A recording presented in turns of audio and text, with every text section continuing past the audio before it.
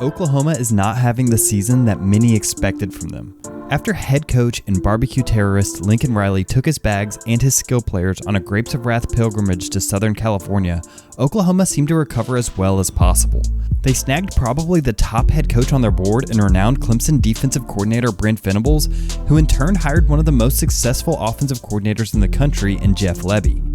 Lebby's offense has really been what's carried the Sooners this season, finishing the regular season with the 23rd best offense according to F+, and that includes a game and a half against their toughest competition without their starting quarterback, Dillon Gabriel, who's a dynamic quarterback transfer from UCF. Lebby is probably the most direct disciple of the Art Briles offense you can find in college football, outside of his own son, Kendall. The thing about this system is that it works. It's an offshoot of the air raid, but funnily enough tends to want to be a run-first offense. The term basketball and grass is thrown around a lot, but I think this system encapsulates that idea the best. Firstly, they want to spread out the defense. In basketball, that means placing all 5 of your players outside the three-point line.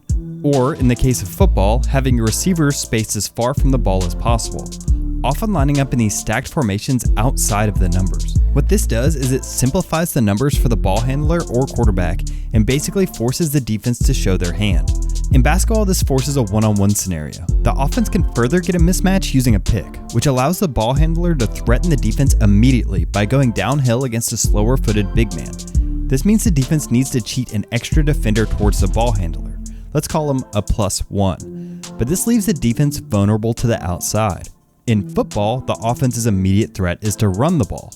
Just like in basketball, if the defense goes man on man, there's going to be a mismatch. In this case, there are 6 blockers and 6 defenders in the box, which means the defense needs a +1 to account for the immediate threat, the running back.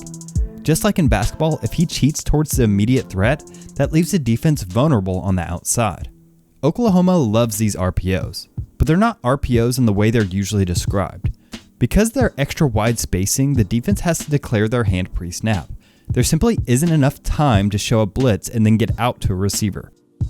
This means the offense can often make these reads before the play even begins. This concept is called a package play. There's technically 2 or even 3 plays pre-snap, and the quarterback just looks at the numbers and takes what the defense gives them. Here's another example. Oklahoma has its wide spacing to get a good numbers count. They have 5 blockers to Oklahoma State's 6 box defenders. That means that they have one-on-ones on the outside, so Gabriel doesn't spend the time on the run fake and gets the ball out quickly to his receiver. Once the defense steps up to take away the easy completions, Oklahoma will try to take the top off the defense.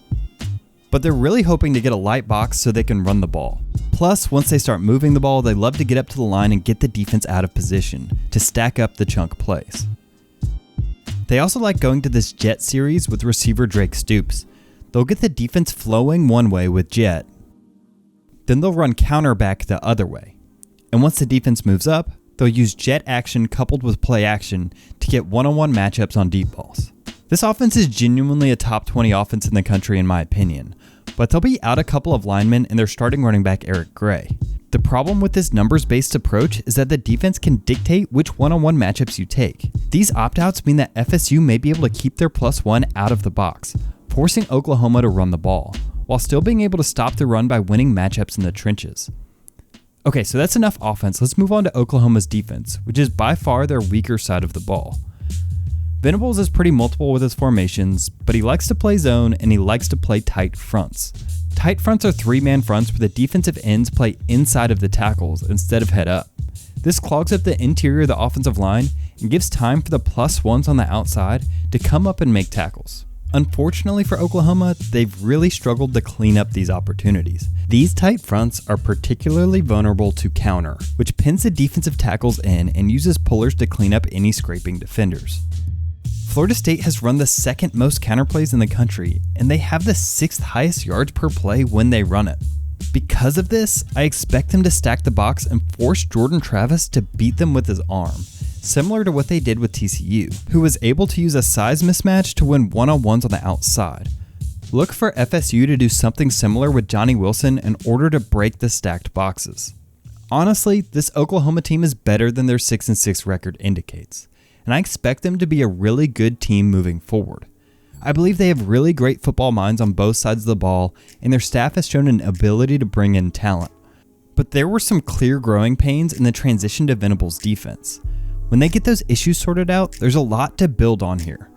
But as of this bowl season, I think they're a little outgunned, especially with their opt-outs. I still think they give FSU's defense some fits, and it's hard to count out what Dillon Gabriel is able to do with the ball in his hands. But this is probably a good opportunity for FSU to catch up on the series record. Thanks for watching. If you're an Oklahoma fan, let me know how I did in the comments below.